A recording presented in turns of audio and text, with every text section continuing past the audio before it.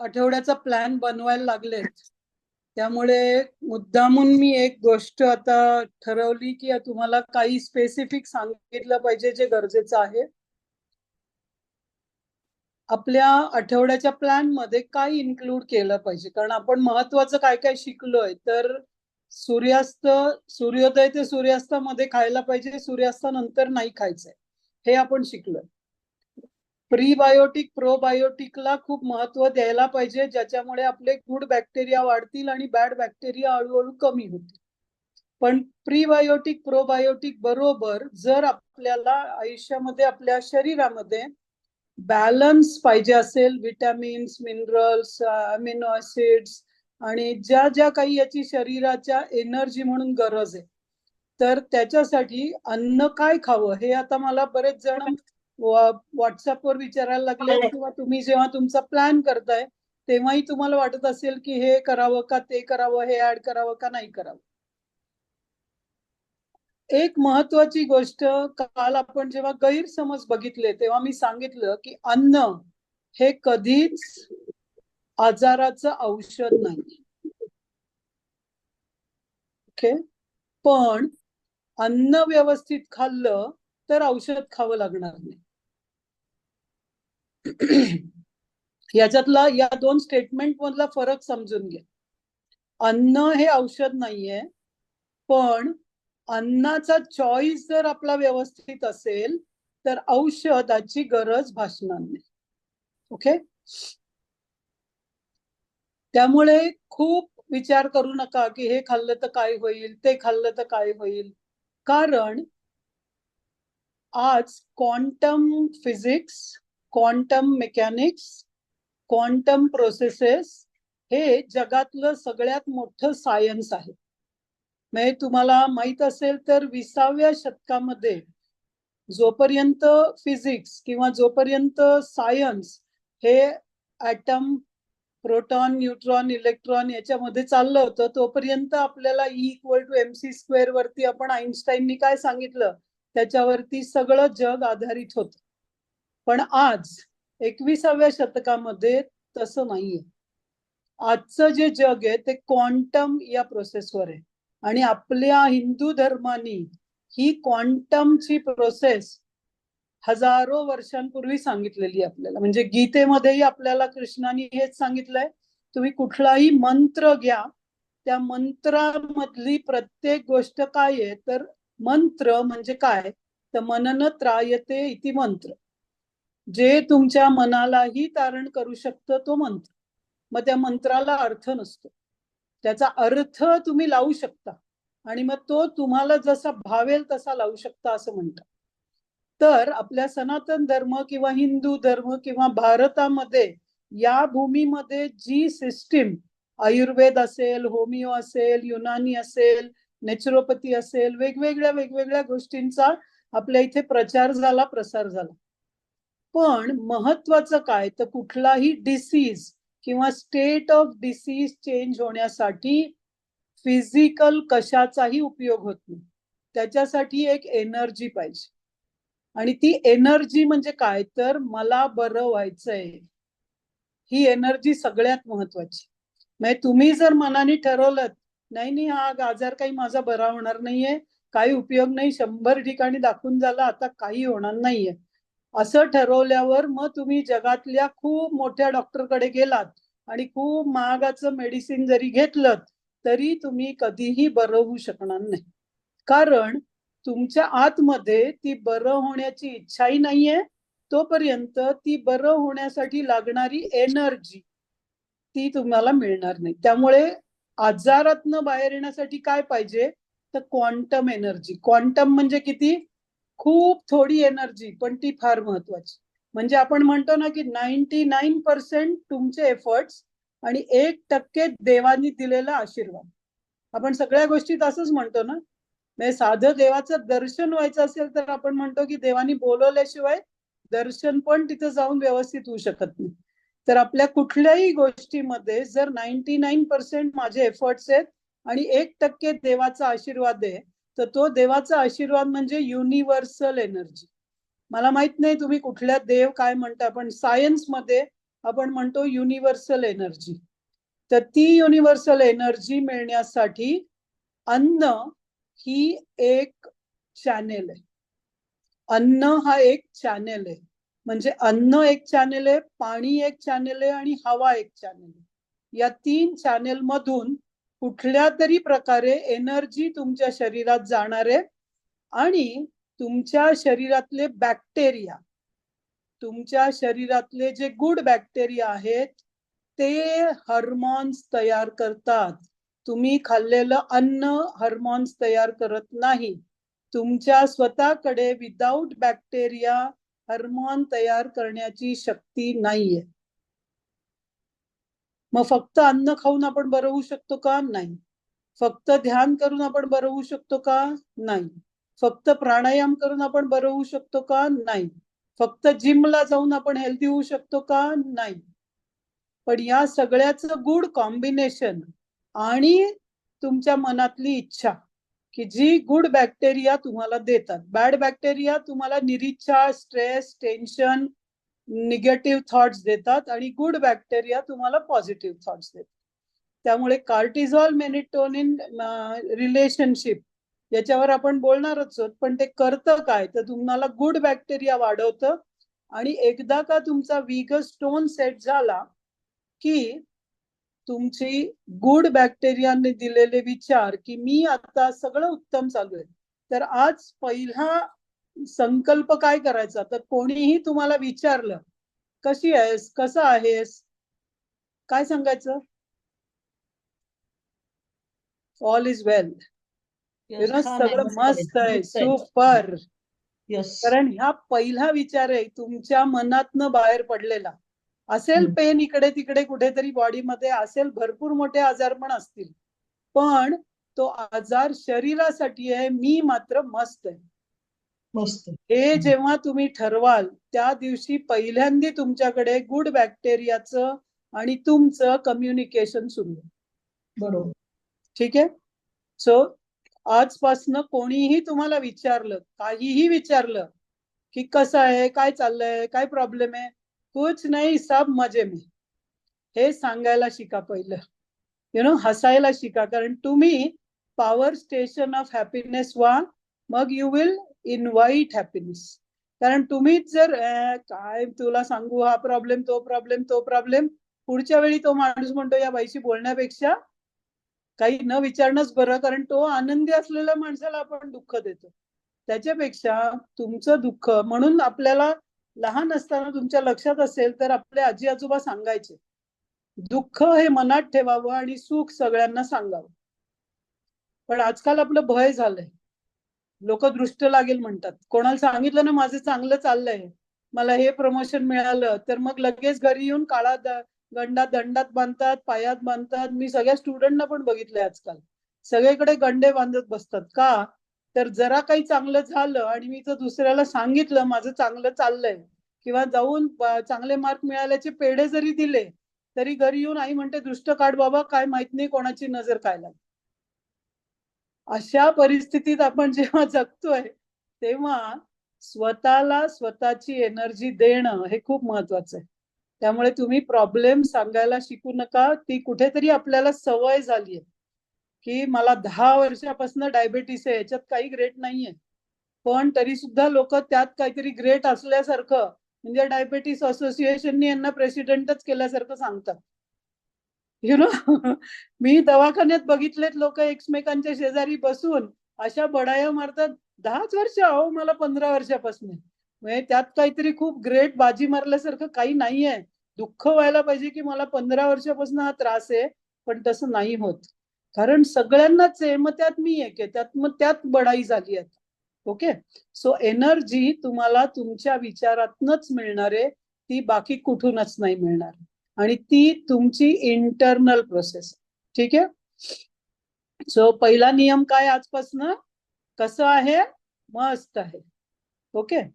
दुसरं, आता सपोज तुम्ही प्लॅन करताय, तर मस्त आहे यांनी प्लॅन करताय ना, त्यामुळे मला हेच पाहिजे, मला तेच पाहिजे, याच्यातनं पण बाहेर यायचं. कारण जे आहे ते ओके आहे. तर तुम्हाला SSY ज्यांनी केलंय त्यांना माहित असेल की पहिली स्टेट काय आहे, एव्हरीथिंग इज ओके. आणि ते जर झालं तरच तुमचं ध्यान होऊ शकतं आणि त्या ध्यानामध्ये तुम्हाला ऍक्च्युली बेनिफिट होऊ शकतो. Same with food also. मग एक आठवड्याचा प्लॅन करायचा आहे, एव्हरीथिंग इज ओके या स्टेटमध्ये करायचं आहे, तर काय केलं पाहिजे? तर मला काय वाटाण्याची उसळ आवडते म्हणून रोज वाटाण्याची उसळ खाणार आहे का आपण? मग ती कितीही आवडली तरी एक आठवड्यानी ती पुन्हा आयुष्यात खाऊ शकणार नाही अशी परिस्थिती होऊ शकते पोटाची. ओके. खूप लोकांचं असं होतं बरं का.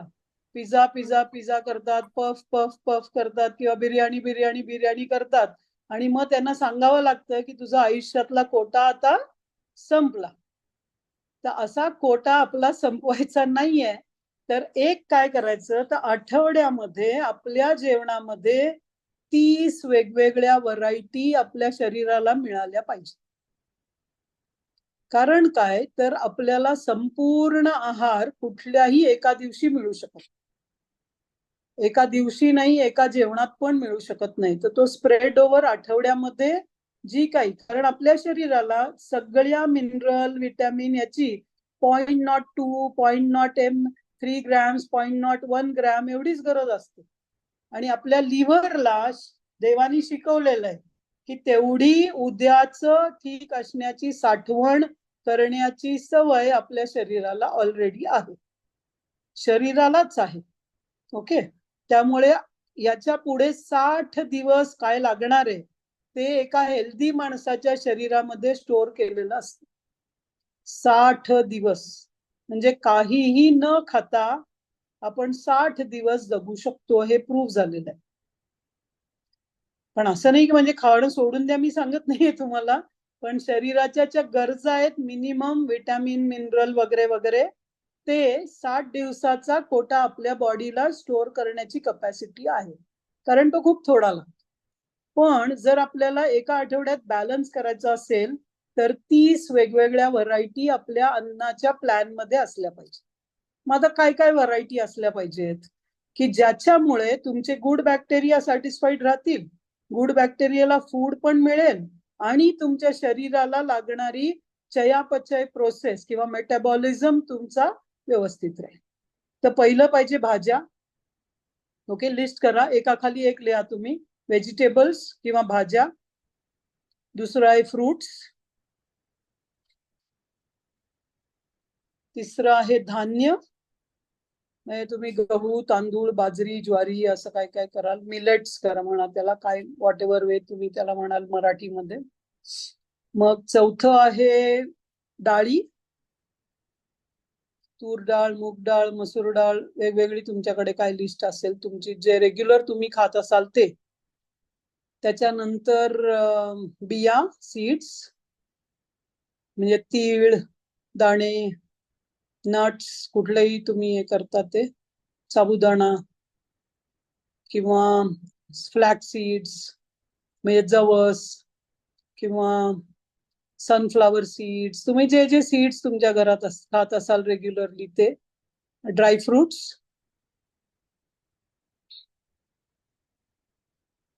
त्याच्यानंतर पालेभाज्या वेगळ्या आल्या, कारण त्याचा सगळ्यात जास्त विटॅमिन मिनरल वगैरे देण्याची कपॅसिटी पालेभाज्यांमध्ये आहे. नंतर बीन्स म्हणजे वेलीच्या भाज्या किंवा म्हणजे वाटाणे हरभरे आणि अशा टाईपच्या सगळ्या गोष्टी ज्या तुम्ही ड्राय पण खाऊ शकता आणि फ्रेश पण खाऊ शकता. ओके, आता 6-7 प्रकार लिहिले तुम्ही. तर आता तुमच्या आठवड्याचा जो प्लॅन कराल तुम्ही, सपोज सोमवारचा प्लॅन केला तुम्ही की सकाळी मी काय ब्रेकफास्ट मध्ये खाणार आहे एक इडली आणि स्प्राउट्स. तर मग इडली याच्यामध्ये काय इन्ग्रेडियंट्स असतात, तर उडदाची डाळ आणि राईस. ओके, त्यामुळे तुम्ही इन्ग्रेडियंटच्या लिस्टमध्ये डाळींमध्ये उडदाची डाळ लिहाल आणि धान्यामध्ये राईस लिहाल आणि त्याच्याबरोबर तुम्ही स्प्राउट्स खाल्ले म्हणून मग मूग पण लिहाल किंवा मटकी लिहाल, जे काय. तर तुम्ही जेव्हा आठवड्याचा प्लॅन करत जाल, प्लॅन मंडेचा ट्युजडेचा वेनसडेचा होत असताना त्यातला जो महत्वाचा इन्ग्रेडियंट आहे ते या लिस्टमध्ये टाकायला लागेल. म्हणजे तुम्हाला साधारणपणे 10-12 भाज्या, 5-6 वेगवेगळे धान्य, 5-6 वेगवेगळ्या डाळी आणि ड्रायफ्रुट्स किंवा सिरियल्स किंवा सीड्स, असं एक एक करत तुम्हाला त्या लिस्टमध्ये टोटल 30 गोष्टी भरल्या गेल्या पाहिजे. तर तुमच्या प्लॅनला, आणि रोज रिपीट न होता जितकं होईल तितकं चांगलं, पण रिपीट झालं एखादं तरी चालेल, असं काही नाही, प्रॉब्लेम नाही. पण काही लोकांना सगळं मिक्स करून खायची आजकाल नवीनच हे आलंय. साधी पोळी न करता किंवा साधी भाकरी न करता काय काय वेगवेगळ्या डाळींचं मिक्स करूनच आमटी बनवतात, आणि त्यांना वाटतं की ह्याच्यामुळे खूप हेल्दी असणार आहे आपल्यासाठी. पण भेळ ही रोज खाऊ शकतो का आपण? ती तुमच्या पोटाला कन्फ्यूज करतं, कारण पोटाला उडदाची डाळ, तर तुम्ही एक छोटे, मी बायकांना प्रश्न विचारते, सपोज तुम्हाला तुमचे काय भाजणी बनवायचे ज्यात बऱ्याच वेगवेगळ्या डाळी घालता तुम्ही, कढईमध्ये थोडंसं तूप घालून उडदाची डाळ, मुगाची डाळ, याची डाळ, त्याची डाळ, त्याची डाळ, अशा 6-7 डाळी एकत्र घातल्या आणि त्या सगळ्या भाजायला लागलं तर सगळ्या व्यवस्थित भाजल्या जातात का? नाही. मग पहिला रेसिपीचं तुम्ही काय म्हणता? पहिली उडदाची डाळ भाजा, ती जरा जास्त वेळ लावते, मग मुगाची भाजा, ती लवकर होते, मग तुरीची घाला, मग ही घाला. म्हणजे काय म्हणतो आपण? सगळ्या डाळी वेगवेगळ्या भाजा. कारण काय तर त्याचा भाजले जाण्याचा लागणारा वेळ वेगवेगळा आहे, त्याचप्रमाणे त्याचा शिजण्याचा वेळ पण वेगवेगळा आहे. मुगाची डाळ लवकर शिजेल, तुरीची डाळ उशीर लागेल तिला. म्हणजे काय तर ती डाळ आपल्या पोटात जाऊन सुद्धा जेव्हा ब्रेक होऊन डायजेस्ट होणार आहे त्याचा वेळ पण वेगवेगळा आहे. मग आपण अशा सगळ्या डाळी एकत्र जर पोटामध्ये पाठवल्या तर पोट खूप कन्फ्यूज होतं की किती आपल्याला पित्तरस लागेल, कशी प्रोसेस केली पाहिजे. तर माझं सजेशन असेल की स्प्रेड ओव्हर अ वीक तुम्ही वेगवेगळ्या डाळी खा किंवा वेगवेगळी धान्य मिक्स करा, पण सगळं असं मिक्स करून थालीपीठ तुम्ही महिन्यातनं एकदा खाऊ शकता. पण सगळं छान आहे म्हणून रोज थालीपीठ खाल्लं ना तर तुम्हाला खूप त्रास होईल, पोटाला कधीच कळणार नाही काय चाललं. किंवा चटणी सुद्धा करताना आजकाल लोक काय होतं, कशाला वेगवेगळ्या करायच्या, सगळं मिळून एकच चटणी करून ठेवलीये, आठवडाभर चालेल. मग तुम्ही तुमच्या पोटाला ऍक्च्युली जी विटॅमिन मिनरल ऍब्सॉर्प्शन कॅपॅसिटी आहे ना ती कमी करता हळूहळू. तर जितकं वेगवेगळं अन्न खाल तितकं ते चांगलं असेल पोटासाठी आणि ऍब्सॉर्प्शनसाठी. त्यामुळे मेनू मध्ये जर तुम्ही सपोज काहीतरी असं मिक्स लिहिलं तर त्यातला जो महत्वाचा इन्ग्रेडियंट असेल तोच टिक करा, बाकी सगळं सप्लिमेंट. आणि कांदा, लसूण, कढीपत्ता, कोथिंबीर, टोमॅटो, आलं, मिरची, मीठ याला या लिस्ट मध्ये मोजायचं नाही, कारण हे सगळं काय आहे चव आणण्यासाठी आणि चांगलं डायजेशन होण्यासाठीची औषध आहेत बेसिकली. ओके, त्यामुळे ती तुम्ही धान्य म्हणजे अन्न म्हणून नाही वापरायची किंवा त्या 30च्या लिस्टमध्ये ती नाही येणार. तर आता मेनू तुम्ही बनवायला लागलाय, एक दोघांनी मेनू टाकायला लागलेले आहेत, म्हणून मी आज हा सेशन प्रिपोन केला ऍक्च्युली की तुम्ही हे लक्ष ठेवा की वेगवेगळ्या 30 व्हरायटी तुम्ही तुमच्या आठवड्याच्या प्लॅन मध्ये इन्क्लूड करता. ठीक आहे, हे खूप महत्वाचं आहे. आता भाकरी कराल, एक दिवशी ज्वारीची भाकरी केली, त्याच्याबरोबर तुम्ही एक भाजी केलीत आणि मग सलाड खाल्लं, दॅट्स फाईन. तर जितकं तुम्ही एक टाईपचं फूड म्हणजे कार्बोहायड्रेट्स खूप किंवा प्रोटीन खूप किंवा फॅट खूप असं न खाता रोजच्या जेवणामध्ये थोडे कार्बोहायड्रेट, थोडे प्रोटीन आणि थोडे फॅट्स हे तिन्ही असलं पाहिजे. खूप लोक आजकाल मला फॅटी लिव्हर झालंय म्हणून, माझं वजन वाढलंय म्हणून पूर्णपणे तूप तेल बंद करून टाकतात. ती खूप चुकीची गोष्ट आहे, कारण तुमचं कार्बोहायड्रेट डायजेस्ट होण्यासाठी, प्रोटीन डायजेस्ट होण्यासाठी फॅट ही खूप गरज आहे. आणि प्रोटीन हे कधीच आपलं डायजेस्ट होऊ शकत नाही, ते सगळ्यात हेवी डायजेशन आहे. तर ते त्याला अमायनो ऍसिड मध्ये ब्रेक करावं लागतं आणि मग डायजेस्ट होतं. त्यामुळे असं कुठलंही मील ठेवू नका जी फुल प्रोटीन असेल. ओके, आणि प्रोटीन कशात जास्त असतं? डाळींमध्ये खूप प्रोटीन असतं. भात सुद्धा मी सांगेन की तुमचा जो पॉलिश राईस आहे म्हणजे स्वच्छ पांढरा तांदूळ हा सगळ्यात डेंजरस आहे, कारण त्याला काय केलंय त्यांनी, मी काल सांगितल्याप्रमाणे तो एक्सेस प्रोसेस्ड आहे, फोर्टिफाईड आहे ऑलमोस्ट तो. तर तसं न करता जितका तुम्हाला हातसडीचा तांदूळ, ब्राऊन राईस किंवा असा राईस मिळेल की जो कमी पॉलिश्ड आहे तो जास्त चांगला. गहू सुद्धा तुम्ही जितके कमी तो जेव्हा तुम्ही गव्हाचा पीठ बनवता तर ते गाळून त्याचा कोंडा काढून टाकू नका, कारण ते फायबर आहे आपल्यासाठी, ते जास्त चांगलं आहे. त्यामुळे ते ठेवा. ओके. जितकं तुम्ही सगळं पूर्ण अन्न घ्या म्हणजे होल फूड, ते तितकं चांगलं. ओके. तर जितकं तुम्ही कव्हर काढलेलं खाल तितकं तुम्हाला प्रीबायोटिक मिळणार नाही सगळ्याच. ठीक आहे. सो एनर्जी ही फूड मधनं मिळणार नाहीये. फूड मधनं फक्त हे जसं गाडी चालवण्यासाठी पेट्रोल लागतं, राईट? गाडी चालण्यासाठी पेट्रोल लागतं, पण पेट्रोल आहे म्हणून गाडी चालेल का? त्याला इग्निशन लागतं, त्याचं इंजिन लागतं, ते इंजिन चालू पाहिजे. गाडीचे सगळे पार्ट्स एकमेकांशी संलग्न व्यवस्थित असतील आणि पेट्रोल घातलं तरच गाडी चालेल. ओके. त्याप्रमाणे अन्न हे आपल्या या गाडीसाठी फक्त पेट्रोल, तेवढंच महत्वाचं आहे ते. पण आपण खूप वेळा त्याचा इतका विचार करतो की अन्न हेच जीवन झाल्यासारखं. म्हणजे खूप लोक तर म्हणतात मग जगायचंय कशासाठी, खाण्यालाच जेवढी रिस्ट्रिक्शन आहे मग आता पेट्रोलच जर फक्त भरायचंय गाडीमध्ये आणि ती गाडी चालवायचीच नाहीये आपल्याला, कारण गाडी चालवायची पण आहे म्हणजे त्याचं इंजिनचं ऑइलिंग व्हायला पाहिजे, त्याचा मेंटेनन्स व्हायला पाहिजे, त्याचं इग्निशन आणि कम्युनिकेशन चांगलं असलं पाहिजे, टायर मध्ये हवा चांगली असली पाहिजे, तर ती गाडी चालणार आहे.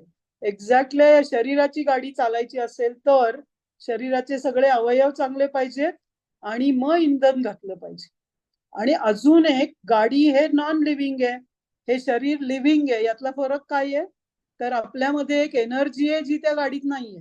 त्या गाडीसाठी कोणीतरी ड्रायव्हर लागतो आणि आपल्यासाठी कोण ड्रायव्हर आहे? जो आई म्हणतो ना आपण, तो आई जो आतमध्ये आहे तो आपल्या सगळ्यांमध्ये सेम आहे. आणि ती युनिव्हर्सल एनर्जी ही खूप महत्वाची, आणि ती मिळण्यासाठी अन्न हा एक सोर्स आहे. अन्न हा एक सोर्स आहे. ठीक आहे. त्यामुळे ते बॅलन्स घेणं खूप महत्वाचं आहे, ज्या योगे तुम्हाला जेवढ्या सगळ्या गरजा आहेत ते पूर्ण मिळेल. ठीक आहे. लक्षात आलं? 30 डिफरंट व्हरायटीज मी सांगितलंय. मग कोणाच्या वेगळ्या असतील, या आठवड्यात वेगळ्या असतील, पुढच्या आठवड्यात वेगळ्या असतील. जसा सीझन बदलेल तसं प्लॅनिंग बदला. आता उन्हाळा आहे त्यामुळे तुमच्या फ्रुट्स मध्ये तुम्ही वॉटरमेलन, मस्क मेलन हे घाला. पण जशी थंडी येईल तेव्हा मेलन न खाता तुम्हाला पेरू आणि आता आंबा पण मिळेल तुम्हाला. तर सीझनल भाज्या, सीझनल फ्रुट्स हे खूप महत्वाचं आहे. आणखीन एक सोपी गोष्ट म्हणजे तुम्ही महिन्याचे सण बघा आणि त्या सणासाठी आपल्याकडे एक प्रोसेस आहे. सण कसा साजरा करायचा म्हणजे त्याचं विधान नाही म्हणत आहे मी, पण त्यावेळी काय जेवण बनवायचं. मग संक्रांतीला पुरणाची पोळी कोण करतो हो?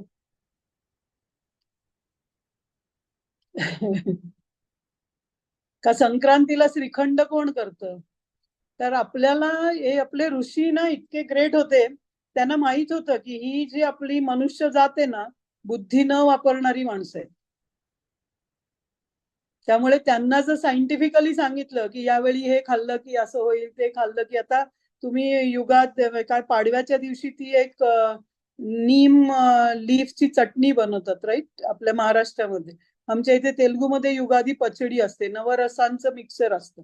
गोड, तिखट, आंबट, खारट, तुरट, जे आत्ता जमिनीतनं फ्रेश जे काढलेलं आहे ते सगळं, म्हणजे गूळ, चिंच, आंबा, कैरी, केळं, हे जे आत्ता फ्रेश काढलेलं आहे त्याचं बनवतात. कारण काय? तर शरीराला आता हे अन्न मिळणार आहे, त्यासाठी शरीराला तयार करायचंय, आपल्याला सांगायचंय, त्याला इन्व्हिटेशन आहे की हे आता येणार आहे बाबा, तू या सीझनला आता ऍडजस्ट हो. त्यामुळे तुमचा प्लॅन हा सीझन प्रमाणे असला पाहिजे. Better think about which season you are in, आणि 30 डिफरंट व्हरायटीजचं कॉम्बिनेशन असलं पाहिजे. ठीक आहे. आता हा प्लॅन करताना काय खायचं हे मी सांगितलं. 30 डिफरंट व्हरायटीज मध्ये फ्रुट्स, व्हेजिटेबल्स, सीड्स, सिरियल्स, काय वेगवेगळ्या सीड, तुम्ही सगळं जे तुमच्या रोजच्या जेवणात आहे ते सगळं कसं बॅलन्स करायचं बघा, पण काय नाही ऍड करायचं ते बघा. आणि ज्यांनी SSY केलंय त्यांनी ऍशबोर्ड, कोहळा, हा जर तुमच्या शरीरामध्ये ॲलर्जीज वगैरे असतील, काही टेन्शन स्ट्रेस असेल, पोट दुखत असेल, तर कोहळा आठवड्यातनं 2दा कंपल्सरी ऍड करा. सलाड म्हणून, ज्यूस मध्ये घाला, तुम्ही वेगवेगळ्या पद्धतीने कोहळ्याला घ्या, कारण कोहळा हा ऍक्च्युली आपल्याला ती जी व्हायटल एनर्जी आहे, जी मी पहिलं म्हणलं एनर्जी, ती डायरेक्टली देते. म्हणजे तो देवाचा मेसेंजर आहे आपल्यासाठी, डायरेक्ट एनर्जी येते. पण त्याला खूप लोकांचं मी बघितलं, त्याला किसतात, त्याचं पाणी काढून टाकतात, त्याच्यामध्ये उडदाची मुगाची डाळ घालून वडे बनवतात. म्हणजे त्या एनर्जीला इतकं शुद्धपणे मारून टाकायचं आणि मग म्हणायचं काय मस्त टेस्ट लागते. पण मग ते इथे जे छान लागतं ना, ते इथे खूप त्रास देतं, आणि इथे जे खराब लागतं ते इथे खूप चांगलं असतं. असं खूप पूर्वी ऐकलेलं असेल तुम्ही. पण कोहळ्याला मात्र असं काही करू नका. त्याचे आमच्या इथे तो कोहळा सुरीनी कापत पण नाही. कोहळ्याला सुरी लावत नाहीत आमच्या इथे. ते म्हणतात की ती एनर्जी आहे, त्याला कापायचंच नाही. त्याला असं वर्ण टाकून फोडतात, मग असा जमिनीवर असं टाकतात खाली, मग तो जसा फुटेल तसा वापरतात. इतकं इथे त्याला देवाचं मेसेंजर म्हणतात त्याला. त्याला सुरी नाही लावत अजिबात. कोहळा आणि लाल भोपळा या दोघांना इथे सुरी नाही लावत कधी पण. तर तुम्ही आता तुमच्या इथले ट्रेडिशन असेल त्याप्रमाणे वापरा. पण एकदा का तुम्ही कोहळा आणलात तर त्याचा किस्सा, त्याला देव कोहळा म्हणतात. हिरव्या रंगाचा जो असतो तो कोहळा, ऍशबोर्ड ज्याला इंग्लिश मध्ये म्हणतो. एक्झॅक्टली. आणि तो खूप दुकानांमध्ये बाहेर टांगलेला पण दिसतो तुम्हाला. ओके, त्यामुळे घराला दृष्टी लागू नाही येणार त्याच्यासाठी. आणि तो कोहळ्याचा हे बदलतो म्हणतात. ओके, सो या सगळ्या गोष्टींमध्ये आपल्या देशामध्ये याचं ज्ञान भरपूर होतं की एनर्जी गिव्हर तोच एनर्जी सेव्हर. म्हणजे दुष्ट एनर्जीचं तो क्षय करतो आणि चांगली एनर्जी तो देतो. त्याच्याकडे ती दोन्हीची कपॅसिटी आहे कोहळ्याकडे. म्हणूनच तुम्ही बघाल की बऱ्याच ठिकाणी नवीन घराचं जेव्हा गृहप्रवेश वगैरे होतो तिथं बाहेर ते कोहळा लावतात, किंवा कोहळा अमावस्येला कोहळा फोडून तो त्याची 2 शकलं बाजूला ठेवतात. अशा वेगवेगळ्या पद्धती आपल्या इथे आहेत. आणि त्याचं कारण एकच आहे, कारण त्याच्याकडे खूप एनर्जी. ओके, सो तुमच्या डाएटमध्ये कोहळा ऍड करा. आता काय ऍड नाही करायचं ही पुढची लिस्ट. ओके, तर काय ऍड नाही करायचं मध्ये खूप महत्वाचं आहे, बेकरी, सगळं बेकरी. येस, नवचंडी पूजेमध्ये बऱ्याच पूजेमध्ये वापरतात कोहळा, बरोबर. डेअरी, डेअरी म्हणजे तुम्ही प्रोसेस्ड डेअरी. म्हणजे तुम्हाला जर गाईचं दूध, म्हशीचं दूध डायरेक्ट मिळत असेल तर no problem, but processed dairy असेल ते सगळं डेंजरस आहे तुमच्यासाठी. आणि refined salt, refined sugar, refined oil, या सगळ्यापासून जितकं दूर राहू शकाल तितकं चांगलं. मला एकांनी प्रश्न विचारलेला त्या दिवशी की आम्ही जर ऑइल आणलं, आता घाण्यावर मिळतं ऑइल, आमच्या इथे खूप ठिकाणी मिळतं, तुमच्या इथेही मिळतंय मला माहितीये. मागच्या बॅचच्या खूप लोकांनी सांगितलं की आमच्या इथेही मिळतं. तर 1 लिटर दाण्याचं ऑइल आणलं, गोड तेल तुम्ही ज्याला म्हणता, ते 400 ते 500 रुपये लिटर मिळतं. मग आम्हाला कसं परवडेल? नाही, म्हणलं ठीक आहे, तुम्ही आणा 80 रुपयाचं जे तुम्हाला काय फॉर्च्यून वगैरे ऑइल मिळतं ते, आणि आज तुम्ही साठवा पैसे, आणि उद्या दान करायला कुठे जायचंय? मल्टी स्पेशालिटी मध्ये जा. मग आज इथे वाचवले तर तिथं द्या, तुमचा चॉईस आहे. कारण तुम्ही जिथे वाचवायला जाल तिथे तुम्हाला कुठेतरी त्याचा, कारण ते जे ऑइल आहे ना, ज्याला रिफाईंड जे म्हणतात, तुम्ही त्याच्याविषयी युट्यूब मध्ये बघा, सायंटिफिक जर्नल्स मध्ये बघा, कुठलीही गोष्ट रिफाईन, ज्यांनी गुळाचा किंवा साखरेचा कारखाना बघितला असेल त्यांच्या लक्षात येईल, साखर ही त्याची जी तुम्हाला काकवी मिळते ना, त्याचा जो रंग असतो, त्याचा रंग साखरेचा व्हाईट होण्यासाठी त्याला काय केलं जातं, तर अक्षरशः त्याला केमिकलनी धुतलं जातं, आणि 2, 3, 4 वेळा धुतलं जातं, ज्यायोगे तुम्हाला गुळ पण चांगला पिवळा गुळ मिळेल आणि साखर पण पांढरी स्वच्छ मिळेल. मग आता ती डोळ्यांना चांगली दिसते, पण ती कशी तशी झाली आहे हे जर तुम्ही तिथे जाऊन बघितलं तर लक्षात येईल. Refined oil, refined salt, refined sugar या तीनही गोष्टी तुम्ही खाताय तेव्हा तुम्ही फक्त केमिकल. त्यामुळे तुम्ही जर पुन्हा म्हणजे लहानपणी तुम्हाला आठवत असेल तर आम्ही लहानपणी अशी गाडी यायची, समुद्र उप्पू म्हणजे समुद्र सॉल्ट काय म्हणता तुम्ही त्याला, खडे मीठ, खडे मीठ राईट, जे असं गाडीवर विकायला यायचं आणि 5 रुपये 2 रुपये किलो आणि अजूनही ते 10, 12, 20 रुपयेच किलो मिळतं. पण आपण टाटा सॉल्ट, हे सॉल्ट, ते सॉल्ट, जे असं धरलं की सर्रकन खाली पडलं पाहिजे, आयोडाईज, हे असलं काही गरज नाहीये. कारण कोणीही त्याच्यात आयोडीन ऍड करून आयोडाईज करणं म्हणजे आपल्या शरीराला किती आयोडीन पाहिजे ते आपल्या शरीराला माहिती आहे आणि ते सगळं त्या खडे मिठामध्ये आहे. पण ते खडे मीठ काय आहे ना, आपल्याला आता या मिठाची सवय झाल्यामुळे भाजी बनवताना अंदाज चुकेल तुमचा. ज्याला सवय नाहीये त्याला, ज्याला सवय आहे त्याला कळतं की ते रस भाजी असेल तर सोपं आहे, ड्राय भाजीमध्ये ते मिक्स होत नाही. अशा वेळी शांतपणे त्याला मिक्सी करा आणि पावडर करून वापरा, काही प्रॉब्लेम नाही. शुगरच्या ऐवजी तुम्ही वेगवेगळ्या अशा गोष्टी वापरा की जे स्वीटनर्स आहेत. पण अजून एक डायबिटीस वाल्यांना देतात शुगर फ्री, ते तर म्हणजे तुमचं सगळ्यात डेंजर असेल की किडनी आणि लिव्हर या दोघांना खराब करायचं असेल तर शुगर फ्री खा.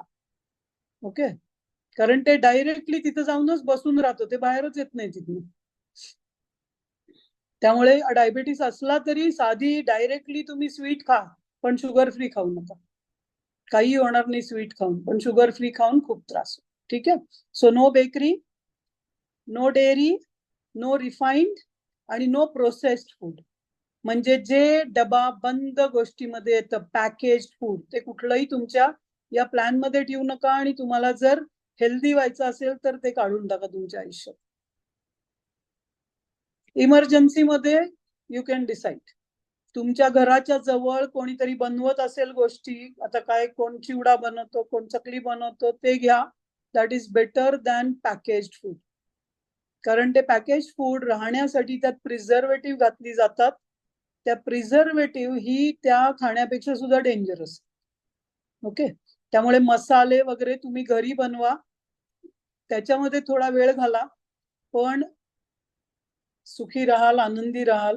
तो काय पावभाजी मसाला बादशाचा आणि याची काय ते पॅकिंग तूप, आता काय मी तुम्ही घरी बनवलं तर बेस्ट, पण नाही तर मग जवळचा कोणी चितळे सारखा बनवणारा तुमच्याकडे असेल तर असं शोधा. कारण मी ऑप्शन मला माहित नाही तुमच्या आसपास कुठले आहेत. आता ज्याला मी म्हणेन मग पतंजलीचं मागवा, थोडासा विश्वास तरी ठेवू शकतो. मला माहिती नाही, तिथे जाऊन मी बघितलेलं नाहीये किंवा मला काही रामदेव बाबाचं काहीच माहिती नाहीये, पण among others it is better असं मला वाटतं. पण तुम्ही बघा तुम्हाला कुठलं सूट होतं. मला तूप नसलं तरी चालेल, मग डायरेक्ट दुधावरची साय सुद्धा घातली तरी भाज्या चांगल्या होतात. भातावर सुद्धा साय घाला, लोणी घाला. कृष्णाने सांगितलंय लोणी खा, आणि लोणी is the best thing. Okay, आणि तूप जर तुम्ही घरी बनवलेलं असेल तर त्याच्या इतकं दुसरं चांगलं वंगण शरीरासाठी नाहीये. लुब्रिकेशन साठी ते खूप गरजेचं आहे. तुमचं वजन कितीही वाढलं तरी तूप बंद करू नका. थोडे दिवसांनी पायाचे हाताचे स्नायूंचे कटाकटा आवाज यायला लागतील आणि मग डॉक्टर तुम्हाला रिप्लेसमेंट सांगतील. आणि त्याचं एकच कारण आहे की शरीरातलं वंगण कमी झालं. आणि तुपानी कधीही वजन वाढणार नाही. डालडानी वजन वाढेल, रिफाईंड ऑइलनी वजन वाढेल. तुम्ही ते वडे बिडे किंवा समोसे रस्त्यावरचे जे वापरता खाता त्या ऑइलनी वजन वाढेल, कारण तो माणूस किती वेळा त्यातच त्यात तळतो आपल्याला माहिती. ठीक आहे. So be very very careful. तुम्ही प्लॅन करताना हे सगळं लक्षात ठेवा. आता सकाळी तुम्हाला जर कामाला जायचं असेल आणि संध्याकाळचं जेवण तुम्ही पॅक करून घेऊन जाणार असाल तर तुमचा ब्रेकफास्ट आणि लंच जे ब्रंच आहे ते हेवी असलं पाहिजे. बिकॉज तुम्ही 12 तासाचं 14 तासाचा गॅप झालेला आहे. लंच शुड बी लाईक, म्हणजे तुम्हाला माहित असेल तर eat breakfast like a king, lunch like a queen and dinner like a beggar. हे जे स्टेटमेंट आहे अगदी बरोबर आहे. जर तुम्ही रिअली ब्रेकफास्ट फास्ट करत असाल तर you have to break the fast. 14 तासाचा फास्ट होत असेल तर मग सकाळचं जेवण हे किंग सारखं पाहिजे, सगळ्या व्हरायटी ठेवा त्याच्यामध्ये, आणि मग तुम्ही कामाला जा. रात्रीचं जेवण किंवा संध्याकाळचं जेवण हे लाईट ठेवा. पण एक्झॅक्टली अपोजिट, तुम्ही घरातच आहात आणि तुम्हाला आता वेळ आहे तर तुम्ही लंच किंवा ब्रंच जे आहे ते थोडं ठेवा, कारण त्याच्यानंतर तुमची ऍक्टिव्हिटी जास्त नसेल, पण तुम्ही संध्याकाळी किंवा सकाळी खूप ऍक्टिव्हिटी करताय तर तुम्हाला जे सूट होईल. पण माझा प्रेफरन्स असेल की ब्रंच हे हेवी असावं आणि डिनर हे लाईट असावं. ओके, पण असं जरूर नाहीये मध्ये भूक लागली तरी खा. सो महत्वाचा आता एक विषय काय, तर भूक लागली की खा, तहान लागली की पाणी प्या, या 2 गोष्टी खाली लिहून ठेवा. भूक लागली की खा, तहान लागली की पाणी प्या. म्हणजे जरी तुम्ही प्लॅन केलं असलं तरी एखाद दिवशी भूक लवकर लागेल, एखाद दिवशी भूक नाही लागणार, एखाद दिवशी काहीतरी ओव्हर इटिंग होईल. त्याप्रमाणे त्यावेळी त्याला मॉड्युलेट करण्याची कपॅसिटी तुमच्या शरीराला ऑब्झर्व केलं तर तुमच्याकडे येईल. त्यामुळे सगळे 12 वाजता जेवतात म्हणून, लंच टाइम आहे म्हणून, किंवा असं याच्यामुळे काय होईल म्हणून असं काहीही करू नका. पण सगळ्यांना काही विचारायची गरज नाही. थोडे दिवस, हे 21 दिवस फॉलो करा, ऑटोमॅटिक शरीर तुमच्याशी बोलायला. ठीक आहे. सो आता मला वाटतं तुम्हाला सगळ्या गोष्टी मी या आठवड्याच्या प्लॅनिंग साठी सांगितलेल्या आहेत. सो आय एक्सपेक्ट की नेक्स्ट 2-3 दिवसामध्ये तुम्ही प्लॅन करा आणि या भाकरीवर तूप घाला. तुम्ही ऍक्च्युली कार्बोहायड्रेट, आयुर्वेदामध्ये सांगतात कार्बोहायड्रेट फॅट मिक्स करू नये वगैरे, पण ऍक्च्युली पोटात जाऊन ते मिक्सच होणार आहे. त्यामुळे ते छान लागतं. जे तुम्हाला लहानपणापासून सवय आहे तसं खा. मी कधीही असल्या याच्यात जात नाही, कारण जर लहानपणापासून खाऊन तुमच्या आजी आजोबांना, त्यांच्या आजी आजोबांना, त्यांच्या आजी आजोबांना काही झालं नाहीये, तुम्हाला पण होणार नाही. पण तुम्हाला ज्याची सवय नाहीये, पिझ्झा, आता पिझ्झावरती सॉस घालावा का नाही याचं उत्तर आपल्या कोणाचकडे नाहीये, कारण आता घाला, बघा काय होते, त्याच्यामुळे तुमची पुढची जनरेशन शिकेल की घालू नये. ओके, पण तुमच्या आजी आजोबांनी जे फॉलो केलंय ते करत राहा, काही प्रॉब्लेम नाही.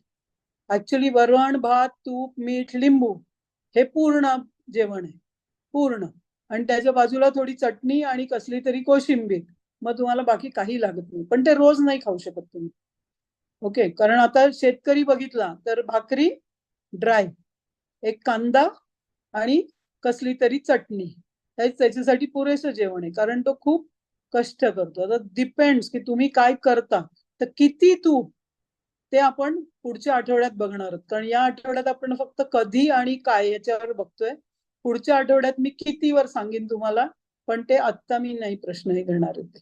ठीक आहे, गुड. सो आता तुम्ही प्लॅन करा आणि मी एक्सपेक्ट करते की याच्या पुढे तुम्ही तो प्लॅन शेअर कराल. आज कोणीतरी केलाय, मी रात्री चेक करून रिस्पॉन्ड करीन त्याच्यावरती, कारण त्यांनी केला, मी बघायला लागले, त्यांनी डिलीट केला, मग परत केला, मग आता मी तो बघीन. संध्याकाळी टाकलाय कोणीतरी, तर तुमचा जसा होईल तुम्ही ग्रुपवरती तो प्लॅन तुमचा टाकायला. ठीक आहे, गुड. सो प्रेयर करूया. आय थिंक उषामा ड्रॉप झाल्या मगाशी. स्वाती, कोण, सचिन, कोणी असलं तर आहेत उषामा? हा, प्रेयर करून उषामा, मग कोणाचे डाऊट असले तर घेऊ, कारण ऑलरेडी 8:40 झाले तास. प्रेयर